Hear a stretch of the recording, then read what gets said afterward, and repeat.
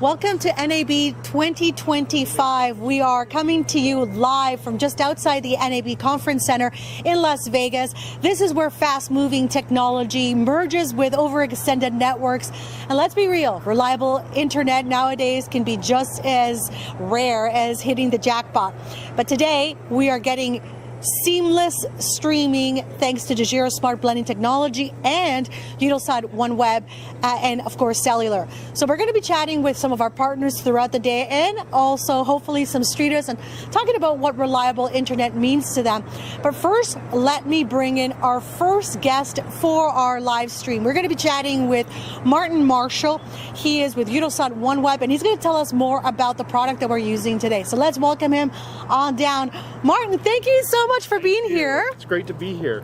So first off, let's start with what we're using today. So we're using Dejero smart blending technology, which, blends all the different available connections to create one super, robust pipeline. Tell us about the half duplex Intellian unit that we're using today. Yeah, so this Intellian half duplex antenna is fairly new, recently available, but it's a great addition to our lineup of user terminals. It really fills a niche for those remote communications where we've got to have deployable connectivity, mounting it on a vehicle. There's a version of this UT that actually can be mounted on a boat as well. So you're no longer constrained with some of the satellite terminals being larger, having space and square footage requirements for their deployment. So again, simplifying the deployment and being able to support multiple applications for that deployment.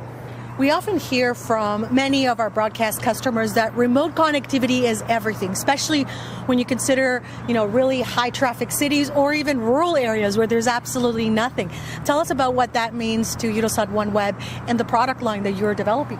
Yeah, absolutely. So like you said, connectivity is so important to everything we do today, especially when we're talking about broadcast video, being able to get scenes from an incident back out, reporting on news as it's happening. It's such an important aspect of what we're trying to do. And being able to leverage connectivity, whether that be satellite connectivity, cellular connectivity, being able to take advantage of all of the connection methods you have. Obviously, if you're remote, you may not have a traditional connection method, and that's really where satellite steps in. But also the advantage is when we're in high congestion areas. We all had those experiences where our cell phone isn't working, because there's so much traffic on it, or you're on a highly congested, contended network. And that's where the power of the Dejero solution comes into play, by being able to kind of leverage all of those connection methods, put them together and send that traffic out. So you're not having to worry about whether or not you've got the capacity to get the data out when you need to. Now, of course, your half duplex antenna that we have right here, I don't know if we can show it on camera. So this is the one that we've got here. We've gotten creative with the setup. But of course, this is just one of many products that you have. Yeah. Tell us a little bit about what's coming up, what's new, what's exciting. Yeah, there's always really cool stuff in development coming out to the market. We work with several UT manufacturers and they're coming up with new designs. We have everything from these smaller deployable vehicle mounted or maritime mounted solutions all the way to large volume, large bandwidth capable UTs for those types of operations where you need more throughput capabilities, all the way down to man-portable style user terminals, something that you can fold up, carry with you, open up and deploy. So a full spectrum of user terminals available depending upon your application and your requirements. Very cool. So you've been with Eutelsat OneWeb for some time. Yes. What is the coolest project you've worked on? Oh, there's been so many projects. I love a lot of the basic broadband access, community connectivity types of applications, but I've also worked on some real world, really awesome projects where we're providing connectivity to first responders. So they're able to go to remote locations like we talked about before, have their push-to-talk radios connect over it when they're outside of traditional radio range, being able to connect their mobile data terminals as well over our network. Yeah. And then the other cool thing that we're all using our phones in our pockets today for as well. So being able to communicate via text, etc., all over a single terminal mounted on a patrol vehicle or some sort of emergency response vehicle. Amazing. So if people want to learn more about OneWeb, where should they go at NAB? yeah, they should come visit us. We're over in the West Conference Center, so come over, take a look at us, ask us questions. We're more than happy to kind of answer those questions and talk about ways we can help support your duployments. Thank you so much, Martin. Yeah, thank you. We'll see you again. Yes, definitely. So that was Martin Marshall. He's with Eutelsat OneWeb. We were chatting about the half duplex Intellian antenna that we're using for today's live stream. So for anybody who's just joining us, hi, how are you? We are here live at NAB in Las Vegas, just outside the conference center near the South Hall. So today we are using Dejero Smart Blending to be able to blend cellular and satellite, including Eutelsat OneWeb and also a mini Starlink. We want to give a huge shout out to our partners throughout this show. We want to give a heads up, obviously, to Eutelsat OneWeb. We also want to say thank you to TVDO for providing us with the mini Starlink, and as well with Grabia, who is our cloud production partner with all of this. So let me ask, guys, can I ask you a quick question? You just won the jackpot. You want to live stream to your friends. You want to tell them, hey man, I'm a super millionaire, and your internet runs out. What do you do? Like, how am I going to tell them if my internet runs out? Exactly. What do you do? You wait? You're toast? I guess I have to run outside and scream as loud as possible There to you anyone go. who can hear me in the available distance. Probably a lot of the homeless people standing outside of my apartment constantly. I live in Los Angeles. Shit is a problem. Mayor Bass, please do something. So what do you do when you guys don't have internet? That's it? Yeah. Thank you so much, you guys. Enjoy the show.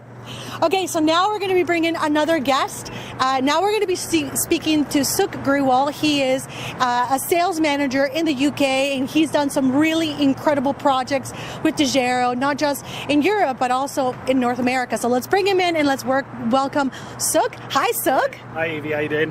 You good? Yeah, so let's talk about connectivity. So we were just speaking to Martin Marshall from Eutelsat OneWeb. He was talking to us about the satellite that we're using today. Why is connectivity so important? Well, connectivity is so important, especially in the broadcast industry when you're trying to get all your live video streams, or if you're doing cloud production. And that move to cloud production requires that really reliable network connectivity these days. So if that's utilizing cellular, satellite, being able to utilize all those different network connections simultaneously is really needed these days, right?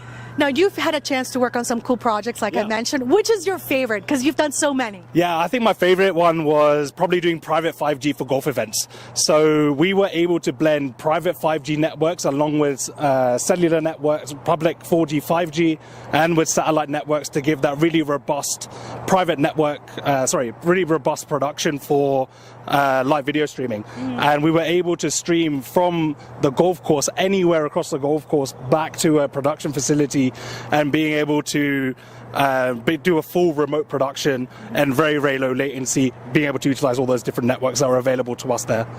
So probably people are watching and say, hey, that's pretty cool. You did this private 5G network.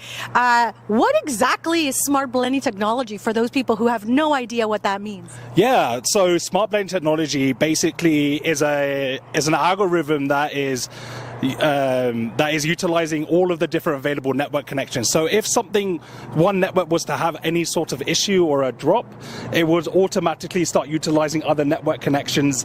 And every millisecond, we're testing all those networks to see what kind of throughput and how much available bandwidth is available to us, so that we can get the most optimum bandwidth and the most optimum latency across all of those different networks and network connections.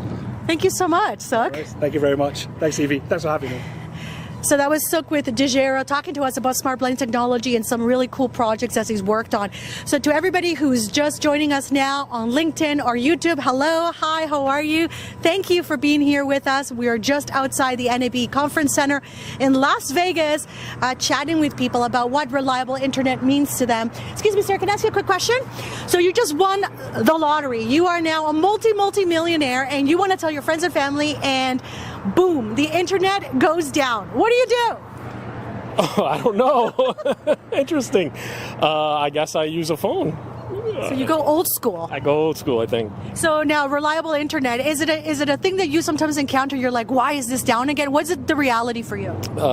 Yes, depends on the day and depends on where I am. But yes, absolutely. It's Wow. I'm from New York, so losing internet's not something that happens often, but it happens. So yeah.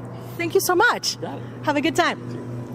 All right, guys, I'm back here. So what I want to know is, from those who are joining us live or are at our booth, if you had just hit the jackpot in Las Vegas and you wanted to live stream to your friends and family and your internet goes down, what do you do? I'm welcoming any questions from our booth, any questions from our YouTube viewers on LinkedIn. I'm here to answer your questions, and we've got some guests. We've got Suk with Dejero. We also have Martin Marshall with Eutelsat OneWeb. So you've got some bright minds to help answer these questions.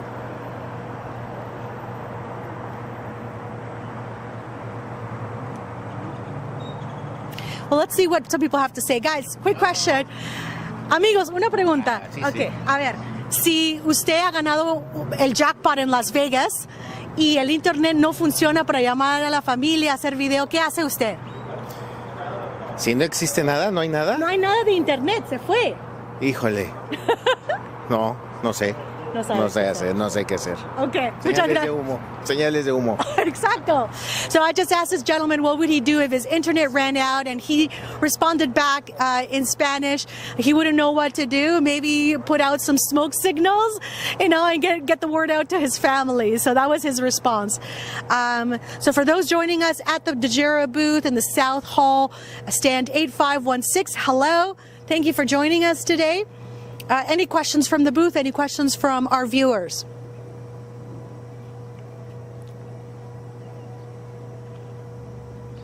So let me tell you a couple of things I think are worth sharing. Dejero has been around for 17 years. We started in the broadcast sector, and really our big, yeah, that's Las Vegas. It's loud here, but we've done some really incredible projects, including doing the live relay of the Olympics back in 20. Okay, no questions. Thank you. So what is it looking like there? Do we have our guest Elvis at the booth?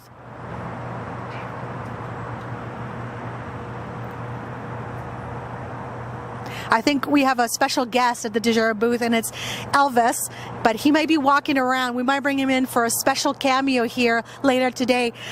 So we are coming live to you from just outside the NAB Conference Center. We're talking about reliable connectivity and what that means for people who are, broadcasting, or who are in the public safety, or who are even, government utilities. It's really a critical component of any workflow. We're going to be coming to you live every single day, so we hope that you join us. Today we had an earlier live. This is the second one, and we'll have one more at 4 p.m. We hope that you can join us. And I'm just going to leave you guys here with a little beauty shot with what's happening behind me, and give you a chance to see the action. We're going to stay live for a bit more. And if there's any questions, I'll pop right back in.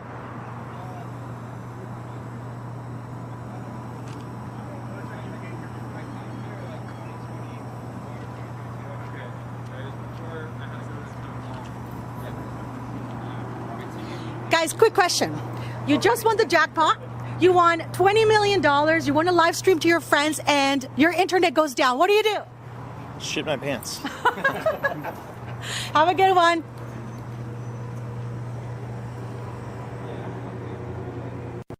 So if you have seen Elvis walking around the NAB show floor, right now he's in the West Hall. Pop by, say hello, take a photograph with Elvis. We welcome it. He's here to make some great selfies, but also to get the word out about our lives at the NAB show booth for Dejero, South Hall, booth 8516. We're coming to you live from outside the NAB Conference Center. And again, I'm going to give you a beauty shot. Thanks to everybody who's joining us live today on LinkedIn, on YouTube, and who's visiting our booths. Remember, we've got some great partners who are helping us bring this live to you. We are working with Eutelsat OneWeb, we're working with Chividu and Grabio. These are our partners, so a heartfelt thanks. They're at NAB, so please check them out at their booths.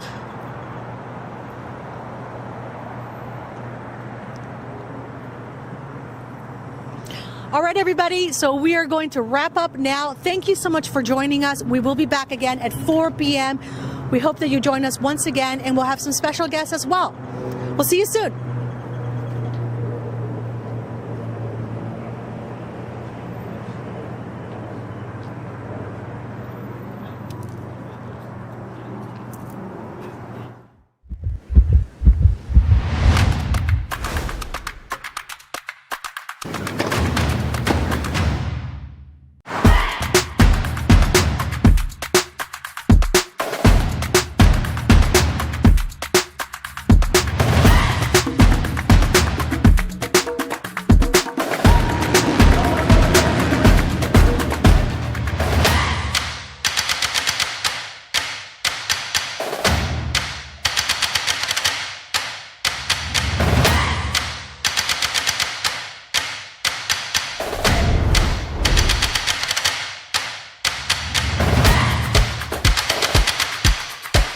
We can save 65% of the price compared to traditional TV.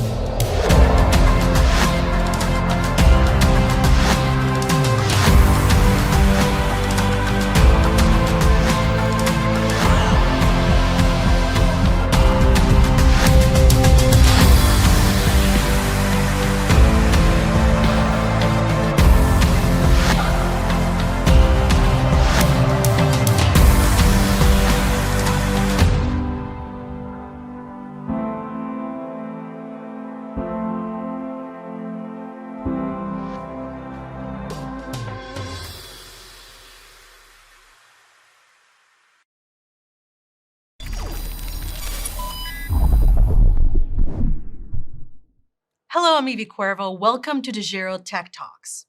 Before there was Dejero, there was an idea to optimize the connectivity of live broadcasts anywhere, anytime. Dejero's founder, Bogdan Frisino, witnessed firsthand the challenges news correspondents faced while reporting live from campaign trails. In 2008, he assembled a team of mobile, internet, and cellular network experts with the goal of developing and commercializing a live broadcast solution that took advantage of emerging mobile networks. 15 years later, Dejero is fulfilling its vision of reliable connectivity anywhere. No small feat. To chat more, I am joined by Dejero's founder, Bogdan Frisino. Welcome. Thank you.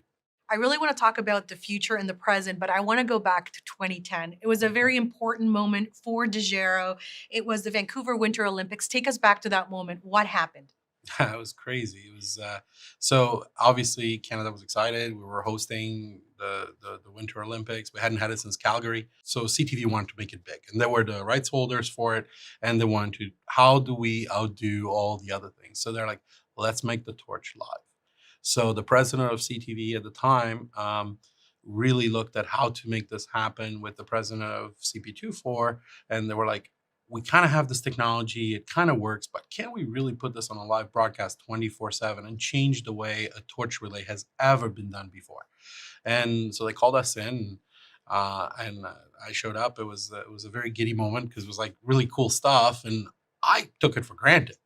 But I never realized the complexity anything else would have delivered with that, because it would have been a satellite truck every mile, effectively, or every 2 miles, and they'd have to rotate. And the cost involved with that would have been astronomical. And we were much more cost effective, much better. But the relay is about United Canada. It's about united people around a symbol, and ultimately culminating with the Olympic torch lighting, right? During the opening ceremony. And then, of course, the games where the athletes compete and everything. It was an amazing feeling to make it work. Most of the time, there were some issues. It was early days, and we weren't sure if we could pull it off. We ran a little 3-day trial. First 2 days weren't very pretty, but the last one actually worked out, and it worked. And it was it was a bit of a experience for everybody, because internet at the time, streaming delays were happening, and the CEO of CTV was seeing a different latency than the president, and they were like, "I don't see the torch," and I was thinking to myself, like, "I mean, he doesn't get the video." Nah, it was the fact that there was the delay, and the torch had to come around the corner. And then once Yvonne saw that, he's like, "Oh, that's fantastic! I can see it. Great job!" And we heard that phone call. It was a fantastic thing to hear it and make it happen. That's So it amazing. was really cool. Yeah, Thanks so much, Bogdan. thank you. Head to Dejero.com for the latest news, white papers, and case studies, and learn how Dejero smart blending technology can help your company.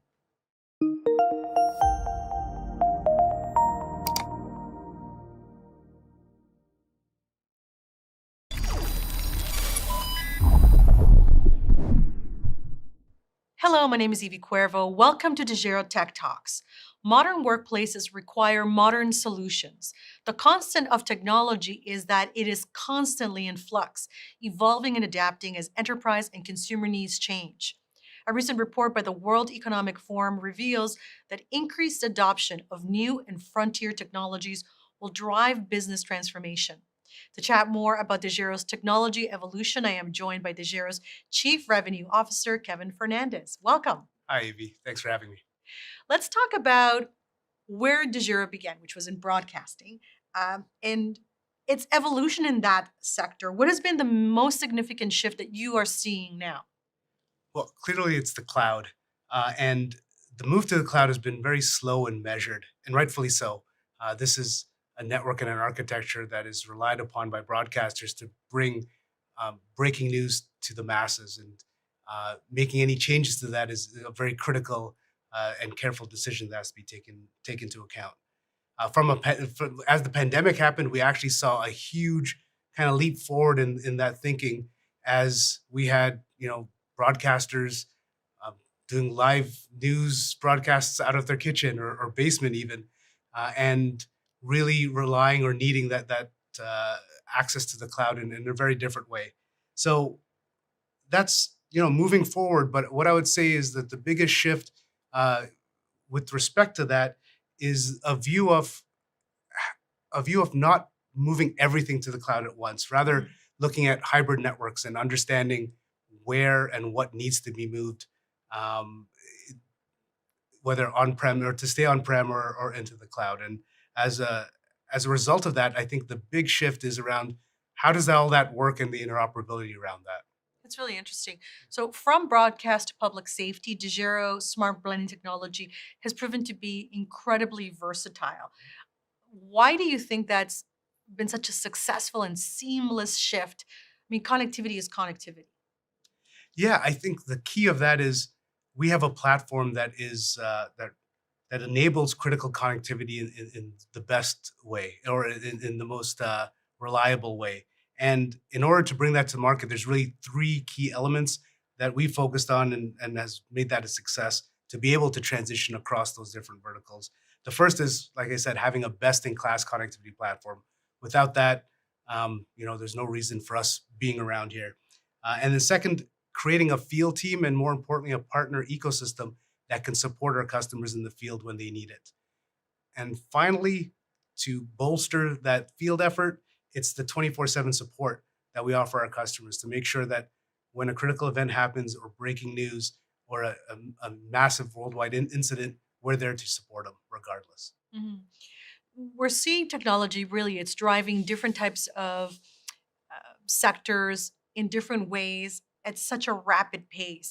And there is a recent report that was published by Gartner that looks at sort of different trends that are going to drive businesses forward in 2023, whether it's the cloud or data centers or infrastructure.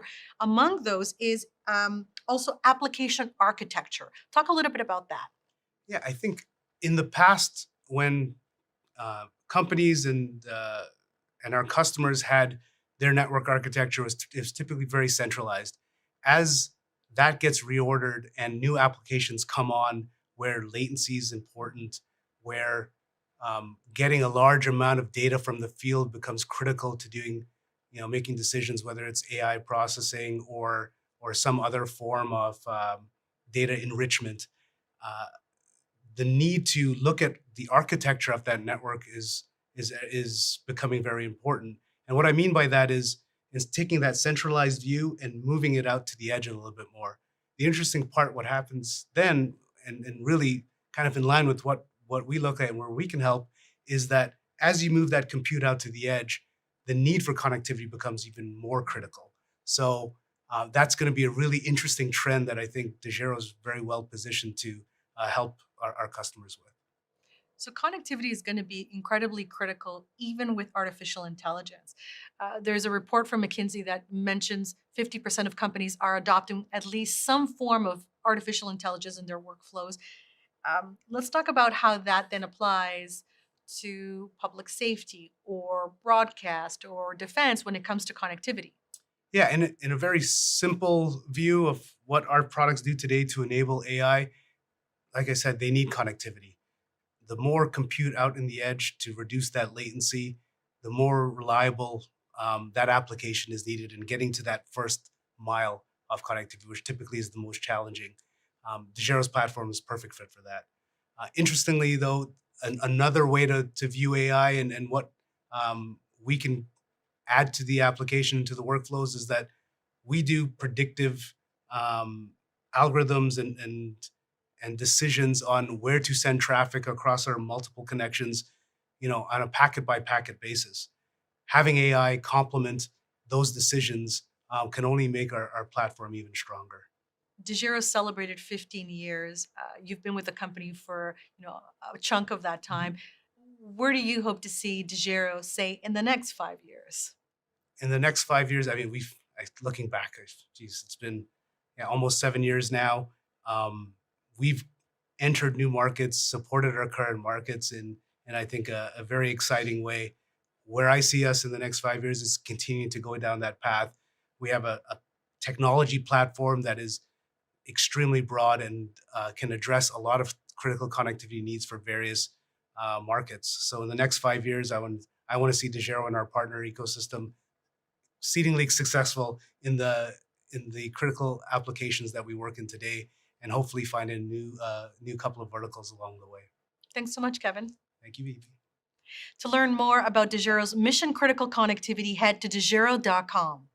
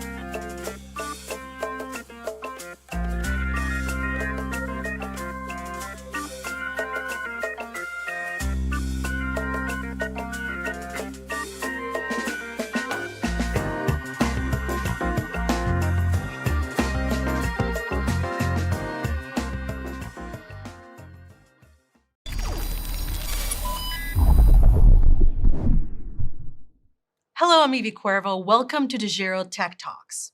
Before there was Dejero, there was an idea to optimize the connectivity of live broadcasts anywhere, anytime. Dejero's founder, Bogdan Frisino, witnessed firsthand the challenges news correspondents faced while reporting live from campaign trails. In 2008, he assembled a team of mobile, internet, and cellular network experts with the goal of developing and commercializing a live broadcast solution that took advantage of emerging mobile networks. 15 years later, Dejero is fulfilling its vision of reliable connectivity anywhere. No small feat. To chat more, I am joined by Dejero's founder, Bogdan Frisina. Welcome. Thank you. What exactly does reliable connectivity mean, Bogdan, and why should we never take it for granted? Well, it's an evolved concept, right? So when we first started out, it was about providing that always on connection for the live broadcasters because you used to have a satellite truck to go to a location. You used to have to buy very expensive gear, very expensive equipment to actually just have an always on connection.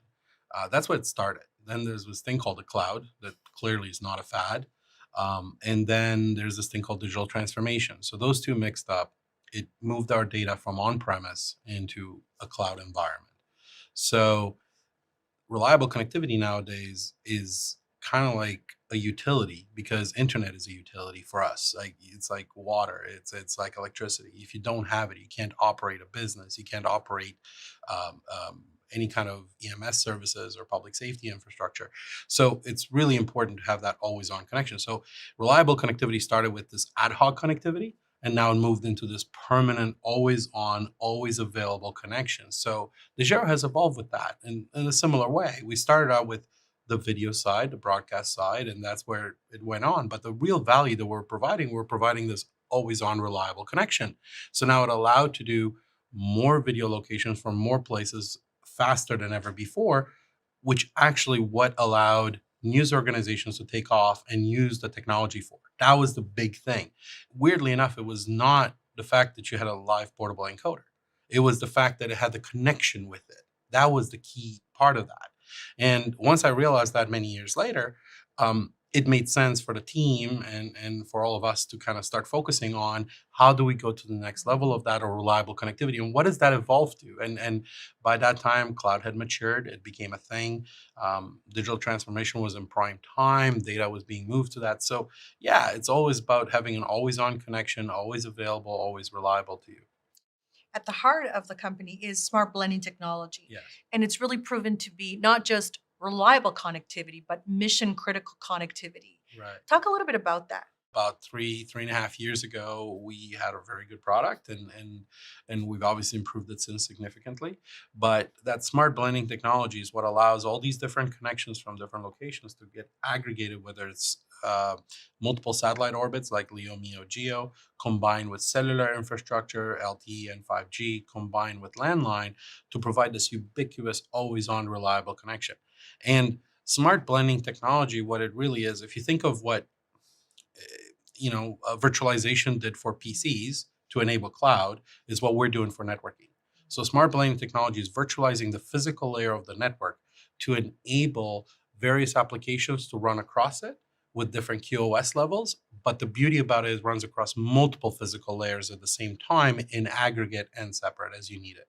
Well, I think the most, to me, fascinating thing is that it is seamless across business sectors. It can go from broadcast to public safety to defense.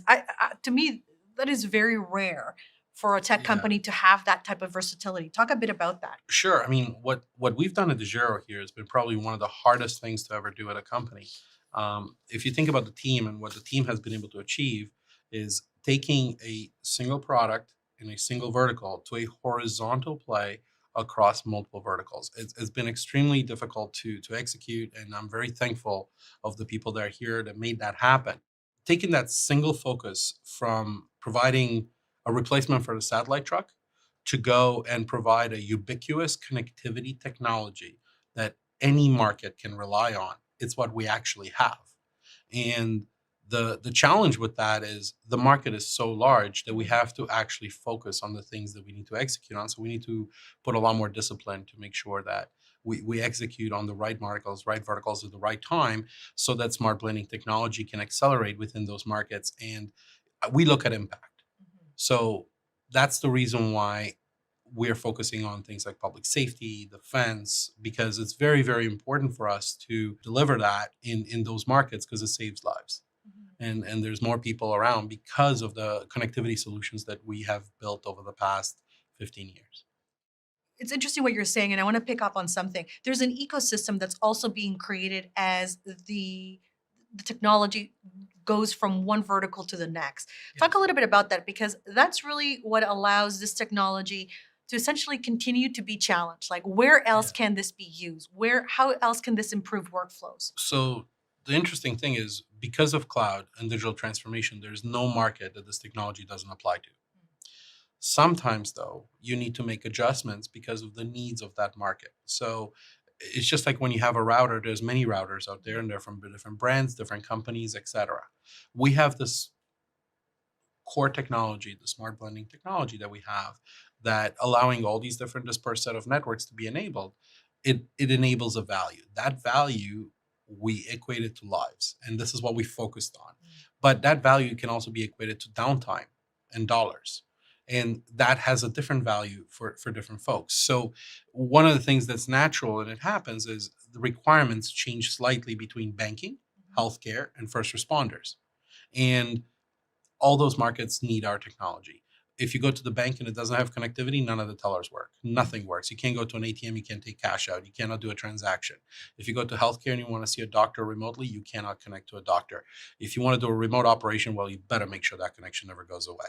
In public safety, you want to make sure that first responder always has connectivity to make sure that they're safe, they're in a good environment. And not only that, the person they're trying to go and save and help, they also need to make sure that they're connected. So in case they need to see a doctor, in case they need to have a pre-op room set up, those things can shave minutes off of execution time, and it usually saves lives. The one thing that I find very important for myself, and I've been very much sponsoring this at Dejero for ever since I've been here, is a customer first approach. And we as a company have that whole attitude and approach. And it's really, really important that in any of these verticals we go into, we're prepared to support our customers, to ensure success, to ensure that their project or their need is satisfied and executed. Dejero celebrated 15 years. Where do you see the company going? What can people expect in the near future? In the next 6 to 12 months is a very exciting time for Dejero, because all the work that we have done to culminate the combination of our video technology that we built over 15 years with our networking technology that we built over the last 7 years, and it actually is coming together as a single vision. And now it's going to enable our customers in media space, as well as our new customers in first responders and government, to really experience something that absolutely nobody else has on the planet, with the power of our smart blending technology together with our video technology, that it really will change the paradigm shift. Like, I mean, you'll be able to get video from anywhere. On top of the video, you'll be able to work at the same time as doing video. You'll be able to have I mean, right now we're running crazy uptimes for our customers, 0-second downtime for a couple of years in some places. It's incredible what the technology in the real field has come back with results, and we're a results driven organization. So I'm very, very happy to see the reaction from our customers. I'm really happy to see the impact of our technology that it has on people's lives. And I'm really happy to see the relationships that we're maintaining and we're continuing to maintain and evolve on 15 years. We're just at the beginning of this. Thanks so much, Bogdan. Thank you. Head to dejero.com for the latest news, white papers, and case studies, and learn how Dejero smart blending technology can help your company.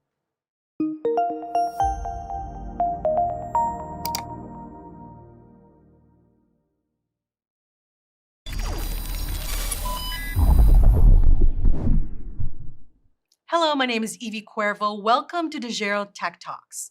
Every industry, from tech to broadcasting to public safety, was in some way impacted by the global pandemic. And while we may be through the worst of it, many businesses are still struggling through these challenging economic times. To chat more about business resilience and how Dejero not only pivoted through the global pandemic, but was also a critical resource through it all for other industries. I am joined by Dejero's Chief Executive Officer, Bruce Anderson. Welcome. Hi. Bruce, the pandemic was obviously incredibly difficult. What has been sort of the last 3 years like when you're trying to move a business forward when everything around the world seems to just not be going well? Oh, it's a great question. Probably confusing is a good answer. Just every time you sort of set path to move forward, the world around you shifted a little bit one way or the other, and you had to adjust and recalibrate, rethink, reset, and move forward again. It's really interesting to me because I think a lot of companies have adapted. They've either changed their entire business, changed the way they do business, and I think a lot of trends demonstrate that that's the case across the board. A report by McKinsey recently published some really interesting data, including that companies that maximize the cloud um, do it across rather three dimensions: to rejuvenate, innovate, and pioneer. How is Dejero doing that in some respects? Well, I think we start at the same place. We have a core and we build on the core. So the core is the sort of smart blending. That's what we do. We blend different networks together to seamlessly interoperate and give you this secure connection that doesn't disappear.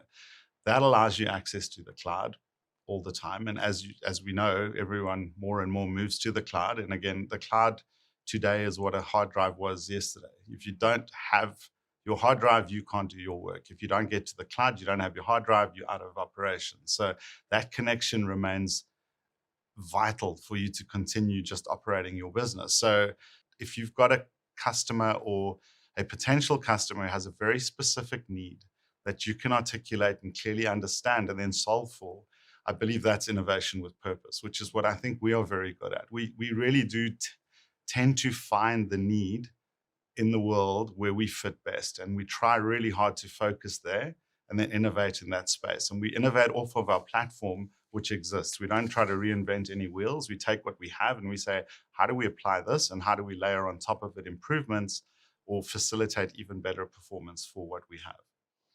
Smart blend technology is really at the heart of our business solutions here at Dejero. And I think that despite the fact that things were changing overnight, it still supported our customers and it also opened doors to other business solutions. What has been the biggest takeaway from sort of the after effects? Just that we can do it remotely, that you don't have to be in the building, you don't have to be on site. Most businesses can continue remotely. And for that to succeed, you need a connection. What we do really provides a solution to the world. It's a phenomenal thing to just say, I've got a connection. And we all take it for granted. We go home, but I think we've all been through that day, night, week where you lose your internet at home and nothing works. You can't talk to the world. You're trapped and lost. It's almost like you've lost oxygen for 5 minutes. That's how critical it's become to just everyday life. What smart blending allows is that connection to remain resilient, never drop, and keep you connected. So again, I think that will always remain something the world needs. And as long as we continue to deliver this robust critical connectivity and use our smart technology to get there, I believe we remain very relevant going forward. I love what you said, innovate with purpose. That to me is very meaningful, especially in the tech sector where many companies are constantly innovating, but sometimes those innovations really go nowhere. How do you ensure that you don't go that line where you're just creating stuff and then it doesn't go anywhere? And really, ultimately, no revenue comes out of it. I go back 10 years ago. I think there are many pieces of equipment and technology in the storeroom that didn't really make a dollar for us, that didn't work. They all helped us become what we are today. But what we've learned to do much better is assess the opportunity. So we have lots of people out in the field talking to customers. We have a founder who's incredibly good at meeting people and networking and coming back with, there's this problem we can solve. But we've gotten more robust at choosing the path we take. Rather than all paths, we pick the paths that fit best. Where do you see this company? I mean, it's 15 years in now. Where do you see it in the next 5 years? Honestly, what I really hope for and what I would envisage is that within the next 5 years, we can achieve close to what we did in the previous 50 as a minimum. I think we've kind of done the hard bit of starting from zero as a new, very much startup. We've turned into a business with multiple verticals, sort of platform that we offer and lots of opportunity. Now, from that platform to grow is much quicker and much easier in the context of the product piece development and taking what we have and expanding it. The next 5 years, I would hope, it's a little bit like the roller coaster. Once you've got to the top, it's quite fun going down. A little scary, but it's fun. Thanks so much, Bruce. Pleasure. To learn more about Dejero and its mission-critical connectivity and to read the latest white papers, head to dejero.com.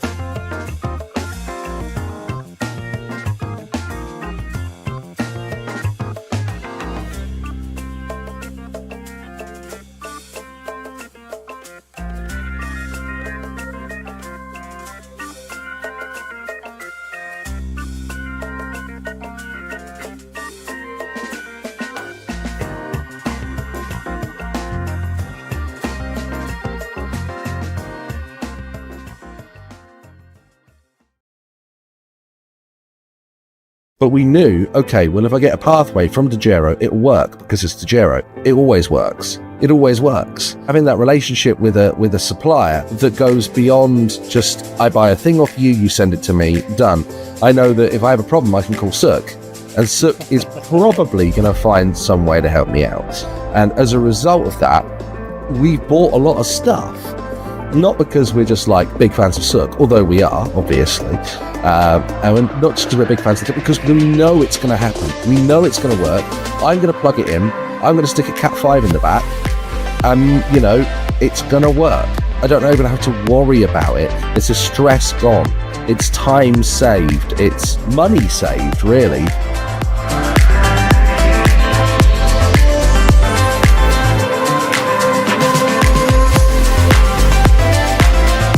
Welcome to Critical Connections, a podcast that features the stories of the people and companies helping to make our communities connected, informed, and stylish. From sparkling beginnings to radiant futures, the journey of the British home shopping network includes TJC and Ideal World. Since then, it's become a giant in the UK's online retail landscape. In addition to its website, TJC features an engaging live TV shopping network reaching more than 30 million homes in the UK and the Republic of Ireland. Joining me now from the UK are broadcast managers Martin Willingham and Victoria Roche. He's been with the company for 9 years, so he lives and breathes video production and live broadcast. Welcome, Martin and Victoria. Hello. Hi, thank you for having us. Also joining us is Suk Grewal, a sales account manager with Dejero. Suk is a solutions troubleshooter and a deeply passionate professional solving connectivity problems. Happy to have you with us for this one. Happy to be here. Thanks for having me. Okay, let's jump right in. For those who are not familiar with TJC, tell us about the organization and what has made it so successful. So TJC has been around in the UK now since 2006. It's part of the bigger VGL group. So VGL started by supplying, so many of the high street or like shopping mall retailers likely carry something from the VGL group. And it was decided in about 2005, 2006 that we were going to skip all that and sell direct to our customers. And the way that the chairman thought was going to work out was by shopping television. TJC was started in the UK. We've got our colleagues at Shop LC in America and our newest, the baby of the bunch, which is Shop LC in Germany. So there was a TJC in Germany. Obviously, the financial recession hit. That went away because it needed some changes. And now we re-entered the German market and we're doing quite well there. So we're quite happy. So yeah, and then Ideal World was an acquisition. Ideal World is a 24-year plus old brand that's been going in the UK. One of the leaders in the shopping television world here, and they had some trouble a few years back. Various owners and stuff like that. So we were very pleased when the opportunity came to us to rescue that brand, bring it back, make it in our image, make it in our style, and we're very pleased with the two offerings we have in the UK. Shop LC in the US and Shop LC in Germany as well. So the group's getting quite big. We're getting quite ambitious, but it's really exciting to have been a part of it, at least, for the last 9 years. To see all the changes over the years, let's start with you first, Victoria. Tell us a little bit about what it used to be, even just a few years ago, and sort of where we are today. Yeah, so I joined TJC 4 years ago, and it was in the peak of COVID. So TJC was very different then. We had a lot of buyers, suppliers, a lot of expert guests that would always come into the studio. And during COVID, that wasn't allowed. So we changed the way we completely operate doing that. So obviously using yourselves with Dejero, we got a lot of remote guests in through the app. And then we expanded, and now we travel all around the world. We've done OBs in Bangkok, India, Tucson, Verona, all over the world. And that was just not something that was on the cards 4 years ago. And obviously acquiring Ideal World as well, that was a completely different landscape to how it was 4 years ago as well. So, me and Martin, we've decommissioned 3 studios, we've built 2 brand new ones, and we're looking to move facilities again soon. So it is an ever-changing landscape. It's wild to me that so much can happen in 1 year, never mind 5 years. And of course, Martin, you've been with the organization since 2015, so even more changes for you. Yeah, it's the amount of changes that we've had. When I first started, it was a little bit, kind of wild. It was, we had a lot of fun, but if you were making, £4,000 or £5,000 an hour, you were high-fiving. We've had this big change in a market that people perceive as getting smaller. We've only grown. And obviously, COVID did change kind of everything for us, really. But before that as well, the growth that we've managed to sustain has been quite impressive, really. And I think it's because, our operation is cost effective. We're very sensible with the money. And also we are giving our customers the sort of products they need. And also, we're here to talk with you guys. So going all around the world, and showing our customers, hey, you know, we talk about this Vicenza Gem Fair. Well, here we are. We talk about Tucson Gem Fair. Here we are. You know, oh, what's that? You're buying an Apatra spa products? Well, here we are in a spa, right? So all of these things have shown our customers. In fact, I remember the first one we did in Tucson, and people were asking if it was green screen. We had to get Chris, our presenter, to walk through cactus to prove that, no, we are actually here. Did he get stung by any of that cactus? Unfortunately, he didn't. I love that. Because that would have made a great story. Good for him.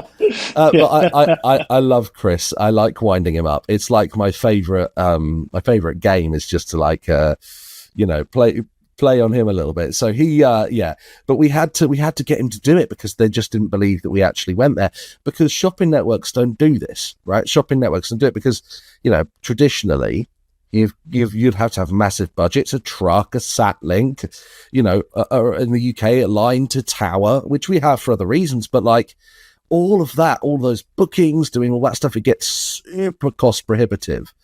Whereas Dejero has allowed us to actually go to these places and do it, you know, without spending a ton of money, but still providing quality output that looks good as well. Because it makes, you know, even if, you know, we do a show and the sales are ho-hum, optically it's fantastic to say to the customers, hey, we're here, you know. Well, let me pick up on that because the evolution of TJ includes Dejero, and the story is actually really interesting. TJC wanted to take its live auction style programming outside of the studio. You mentioned that, to locations around the world, ushering in really a new era for the production and broadcasting of teleshopping shows. So talk to us about the idea, and then Dejero, what it was helping you to achieve through this new way of doing television, if you will. Yeah, so it was weird because the US had already started using Dejero. They had already acquired a couple of Engos, which are a little bit long in the tooth now, but they're still going. And we said, okay, now we want to get in on this. Now, we did trial a thing a few years before where we did it in like a really kind of budget way. They tried doing it over like, you know, VoIP type services to try and do it in a cost effective way. But of course that's not resilient, and it wasn't very great quality. And, you know, so we said, hey, we want to do it. And my colleague in the States, Joe, said, hey, get this. So we got it with, you know, honestly, pretty little expectations. It was, okay, well, we'll see how this thing goes. And then Suk actually came in and trained all of us. He just had, you know, I think 6 or 7 people just staring at him like trying to understand. I still remember that day. yeah. All of us trying to what's this thing do? What's this? How's this going to help our teleshopping? You know, and then we suddenly figured it out when Rich is one of the engineers, we got thrown on a plane, and it was, right, you're going to Tucson and you're going today. And we were like, oh, I better get my case then. And poor old Rich as well, terrified of flying. Turbulence happened. He grips the seat and doesn't talk for an hour. He pauses his movie and he's like, oh. So we got taken off to Tucson, and from there it was, okay, well, we can do this. We can do it anywhere. And suddenly we're going, well, where's the next one going to be? And then we started doing Italy. We've done a ton in Italy. Italian designers, Italian jewelry, so a ton of stuff there. So it was the growth of the amount of products we have from you guys has changed because we've gone, oh, we can have this. Oh, wouldn't it be nice if we had this? And it started with like, we had a waypoint and a couple of Engos, and it was, well, return video would be good on these things. The YouTube feed's like 30 seconds delayed. Oh, honey, you guys offer this thing called QPoint. So every time we've run into a problem, there's been a solution, and a solution that's, suited our budget quite nicely. So would you say, Victoria, that sort of the connectivity solutions have made something that would have been impossible before for TJC a real possibility? Absolutely. I think if we don't just talk about the OBs here, if we talk about just our day-to-day operations, Dejero actually provides, since we acquired Ideal World, it's in a different site. So all of our transmission comes from the TJC studios, but the Ideal World studios are across the road. And Dejero offers our B leg there. So if anything goes down with our main encoders, which unfortunately has happened a few times, Dejero is there. The connectivity is reliable, and we just know that we can always trust it.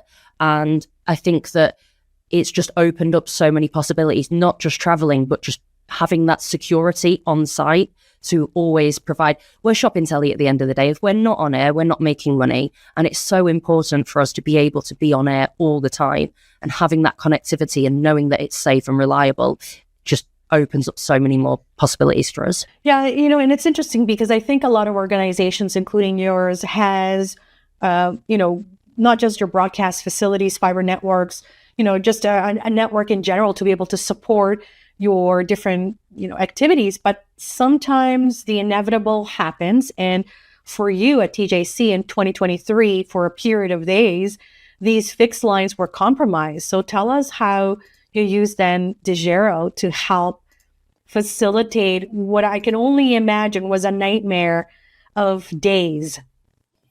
Yeah. Actually, I got corrected on it the other day. Just it was 2022, because I thought it was a year prior. Because I've aged. That's what happened. I aged.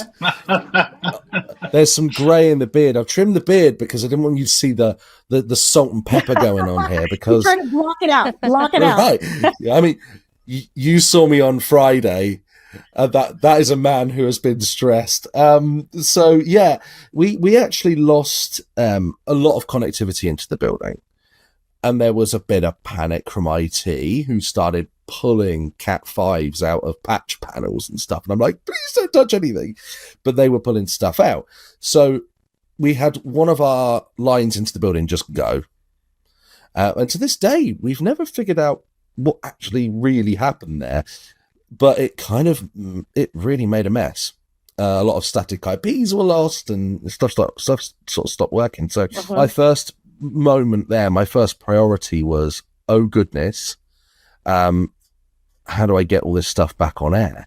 So the first thing that got affected, in the first way that Dejero helped us out, so this is even before I picked up the phone to Sook, because that happened as well. So the first thing we did was, okay, there's a saying in teleshopping, which is no L, no sell, right? If you don't have that graphic bar, on the left, you're not selling anything. So obviously, the whole back end was sort of offline, right? The whole back end was gone. So we were actually manually taking orders by hand, and catching up, which we did do, and we didn't miss any, and we got some happy customers. But we briefly used Microsoft PowerPoint to generate our graphics, which, it functioned. Wow, that's incredible. Yeah. So, yeah, and that was quite funny. The producer's going, okay, are you keyed off? Yeah, well, exit the slideshow, change the text. So what had happened was we had these Aston machines. So we use Aston graphics to generate that L. It's massively like overkill for it, because they do like AR studios. And what we doing? Oh, we just put that little L on. But they're very good for the job. And we've got a guy called Michael who is just amazing with them. I went, right, I know where I've got connectivity. I've got connectivity at home. So luckily, I'm very lucky to live in an area that's got amazing fiber. So I've got really good speed. Even if I didn't though, I'd probably still been okay. So I kidnapped an Aston machine, and I kidnapped an Engo, and I was sat there and I was thinking, with the MD at the time, a guy called Shrikant, I'm going, I could take this machine home and get the graphics running from there. And he goes, why are you still sat here? Move, like go. So then I loaded all this stuff into my old car, which is great. It's great when you've got more value of equipment in the car than the car is worth. Yeah, absolutely. Yeah. So you take the Dejero Engo home, and at some point a call is made to Sook with an SOS. So can you pick up this part of the story? Yeah, so I get a call from Ryan saying, mate, I'm in a bit of a pickle. And I'm like, oh yeah, what's happening? And he was like, look, this is what's happening. We've lost all connectivity. We need some help. Is there anything you can do to help us in this scenario. And I was like, yeah, absolutely. Let's get you a gateway. Let's get you Engos. Anything else you need, just let me know what you need. And I'm happy to help anywhere we can. And I'll throw it back to Martin because there was it's interesting to hear how he ended up utilizing all of those additional things. Yeah, in ways you wouldn't even imagine. So what happened is I took this machine home and the graphics were running on green from my house. So that was the first thing. That was before Sux. I called Sux. So I had to go home every 6 hours to like make sure it was okay. So I did a lot of driving. And then it was, okay, that's problem one sorted. Problem two was we need connectivity generally, right, at this point, because, you know, we've got lots of systems that are down, lots of systems that aren't going to work. So the first thing he did was go, oh, you know, the Engos can act as a Wi-Fi hotspot, right? And I went, sorry, what? And he said they can act as a hotspot. So there you go. I've got, you know, well, eventually we bought the Asta machines back and I've got now 2 hotspots. Brilliant. Okay. I need a little more. And then Suk very kindly let us use a pathway. A gateway, sorry. Yes. It's all a way. It all works. It's fine. Suk very kindly gave us a gateway to use. Now, at this point, I'd started getting things back on their feet broadcast-wise, and then I got the call of, hey, you know, you've got that Dejero thing? It does that internet thing? And I'm like, you mean Dejero that we've been using for broadcasting? Yeah. Are you done with it? Yeah. And it actually then ended up running the returns department for a week.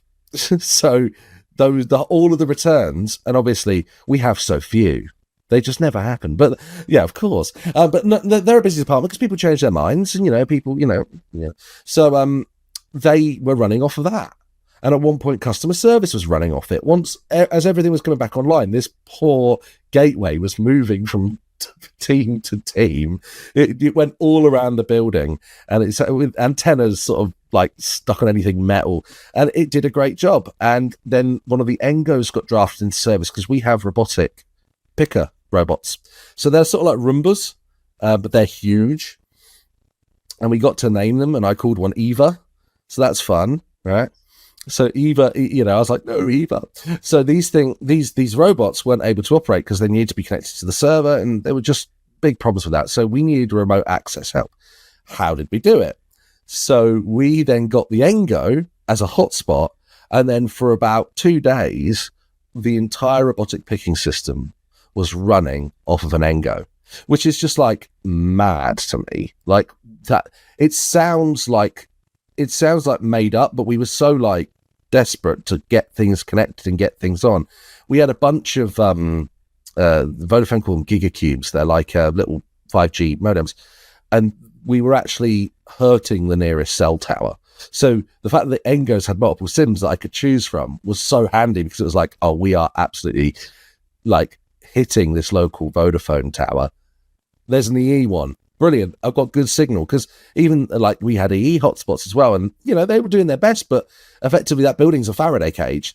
The Engo was able to crack it. The Engo was able to get way better reception in there. Victoria, you're in the midst of all of this crisis unfolding. You guys are doing really some MacGyvering, not just for broadcast, but for production and for robotics and for everything.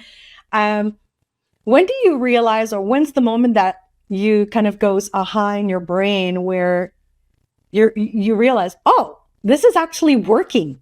We're gonna be okay. Like, when did you feel like that? Oh, I don't know. That was a long 3 or 4 weeks, to be honest with you. And I just remember walking into the server room, and I see Suk in there just putting all these little antennas everywhere, and I was like, "Are you all right there? What are you doing?" And he explained to me, and I was just like, "All right, we might be all right now. We've got this." As soon as we got one problem fixed, and we moved on to the next one, and we saw that problem close, and we knew that was okay, and it moved on to the next. It seemed like a weight was lifted off our shoulders, and we were just ticking the different problems off. And yeah, I don't know how it worked, but it did. That's amazing. So, Suk, of course, you worked with TJC and different clients all the time, and even with the best laid plans, when it comes to live broadcast, you have to expect the unexpected. So, talk to us about resiliency and the robustness of Dejero technology, which includes, of course, smart blending technology. Yeah, absolutely. So you being able to utilize all of those different connections that are available, like in this instance, you didn't have the fiber, but being able to utilize multiple cellular networks, like Martin mentioned earlier as well, hammering that Vodafone tower, but we have the EE towers available, or the O2, being able to blend all that together to give one resilient network to get your robotics online, to get your return systems online, even to get the return video feeds or what any other sort of for the live broadcast, but also for the technology that you actually needed to for the company to run is all being utilized by that smart blending technology, right? That can give you that resiliency over multiple networks and almost guarantee you no downtime. Mm-hmm. Victoria, you mentioned ideal world, small budget. You've started only with one encoder. So talk to me about launch date, because it wasn't smooth sailing. It almost feels like something challenging has to happen, but then, oh man, it's just a complete success. But that first day might be tough. Tell me about it. Yeah, so obviously we acquired Ideal World. We bought all of their kit and our management, because it was a big investment. It was a big risk to buy the brand and trial it. So they just gave us a single encoder leg and said we'll get a B leg eventually. Launch day comes 6 a.m. Me and Martin had been there since 10 p.m. the night before, and we moved from this studio that I'm actually in now to across the road. And 6 a.m. hits, we go live. We're waiting around for a couple of hours just to make sure everything's okay. 9 a.m., the MD and some of the higher ups walk in, and we're having a chat with them. And I just noticed on our output, we're getting flickers of black. And I look to Martin and I'm like, that's not meant to be doing that, is it? And he's like, be quiet, we'll get it fixed. And it's so, you don't want to, on that launch day, you really don't want to go back into the other studio. We've told our customers we're building a new studio, what we're going to offer them. We want to prove that we can do this. So we ended up using the Engos and hot swapping them every 6 hours or something like that, and providing that to our equipment here as our B leg. And we ran off that. It was a problem with the encoder that we had. It was actually hardware. So until we could get that resolved, we could either go live with frames of black, or we would have to move back to the other studio. So having those two Engos there and just hot swapping them every couple of hours, sending it out and broadcasting, it just gave us the assurance that we needed, because like I said, you really don't want to go back on something that you've committed to and that you've said that you're going to provide to your customers. We wanted to make sure that we could do that. I understand that at one point these Engos were running for many, many, many hours. Yeah, the first day we didn't even think about it, to be honest. I think we were because we'd been there all night launching the new studio. We just set the Engo up and we left it for, Martin, how long was it? It must have been on for 12 hours at least. It was a long time. Yeah, a long time. And as Vic said, we were basically delirious at that point. Yeah. We were just like, I just need to go home. And then it was only a few hours. Well, it was next morning. Someone went, "Has anyone rebooted that poor Engo?" And I went, "Oh." Yeah, it was a long time. But the great thing about it is we could just log in at home. So I used to, before I was broadcast manager, I was on shift and I started at 5:30. So every morning I'd wake up at 5 and I wouldn't feel the need to rush into work to reboot the Engos before we go live at 6 a.m. I just casually laid in bed and logged into the portal and swapped them all over at home. So I didn't have to rush in and be here earlier than I needed to be. It was just fantastic. Mm-hmm. Well, so you've been with Dejero for a long time, something like 7 years. You started as a technical account manager before moving to sales. So you, I think, wear two hats, from the technical to the relationship building. And so I think what we can all agree with is that not everybody has a technical background. So ensuring that you navigate these complex situations and offer solutions fast in a simple way is really critical, especially when you're dealing with so many different types of teams. Talk to us a little bit about, how you work through that with this team here and but all other potential customers. Yeah, no, absolutely. So we've always designed all of our products around the user, right? And we always wanted to make it as simple and seamless as possible so that, it's like Victoria said, she can literally just do it from home, right? The fact that she doesn't have to go there and be there at silly o'clock in the morning to just change it, to stop and start something, it's a bit crazy, right? But we've designed all of our equipment around that like one touch operation. So if it was our Engos, you literally turn it on, hit go live, and you're live. If it's with the gateways, it's turn it on and you have internet connectivity no matter where you are. Right. So we've always designed it around that. So because we know that a lot of the users in the field may not be technically minded. And I'm talking outside of the broadcast space, say if we're talking to first responders and things like that, a lot of them won't be technically minded. They don't want to be troubleshooting a router in the middle of an emergency situation. They just need to have it turn on and it just works and they got connectivity. Right. And it's the same mindset we've always had in our broadcast industry as well, to make it as easy and simple to use for our customers. That's great. So, of course, TJC in ideal world, stream 24/7. So one connection is never enough. I wonder how much time and resources do you think Dejero connectivity has helped TJC in ideal world save over the past few years? I mean, it's the amount of hassle that it saved us and time, because time's money, right? Also, when Suk was saying about no technical experts, I'm imagining the edit you're going to cut to me when you say that. People with no technical expertise, and I just pop up. Because the truth is that especially when you're joking aside, when you're dealing with people who maybe you've got a junior engineer on shift, and you want them to be able to just handle a problem for you. Knowing that the product is simple to use, knowing that the product is understandable, we're not getting buried in. So that saves time, right? Because that means I don't have to do it. It means Vicky doesn't have to do it. It means we don't have to do it for them. They can go into the Dejero control, they can do whatever they need to do, and we never even get bothered.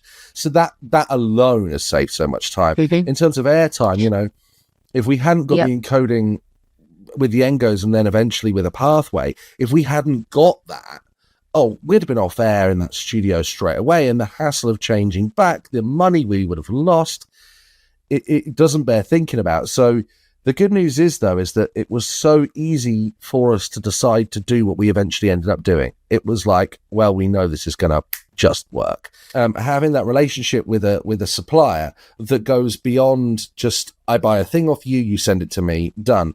I know that if I have a problem, I can call Suk, and Suk is probably going to find some way to help me out.